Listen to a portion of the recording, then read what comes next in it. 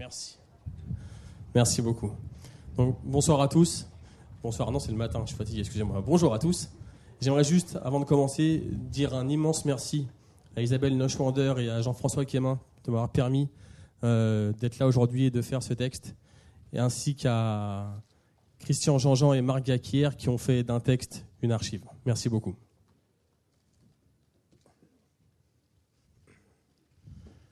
J'en avais jamais entendu parler.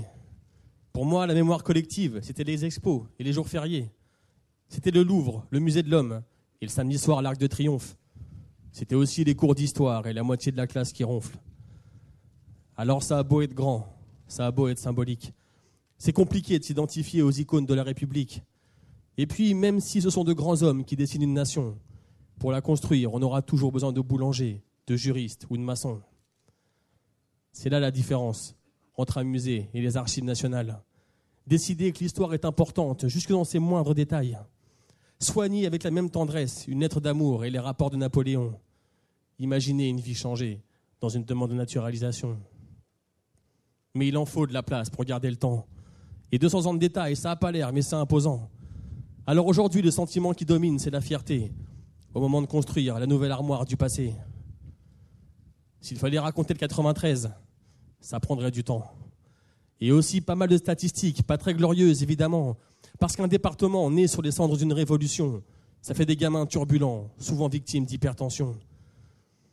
Mais ça crée aussi des hommes qui survivront au bidonville, des ouvriers aux doigts calleux, aux rides profondes, indélébiles, et puis des journalistes, des commerçants, des artistes, des avocats. C'est peut-être un petit peu prétentieux, mais il n'y a que chez nous qu'on trouve tout ça.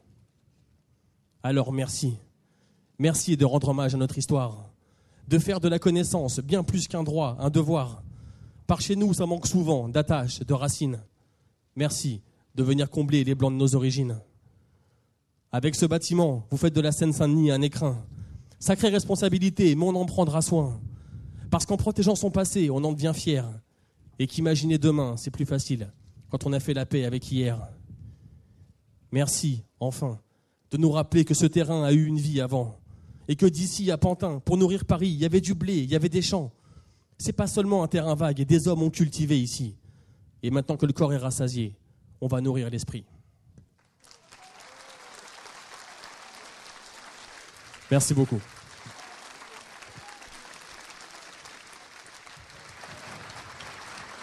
La parole est à Monsieur Michel Fourcade, maire de Pierrefitte-sur-Seine.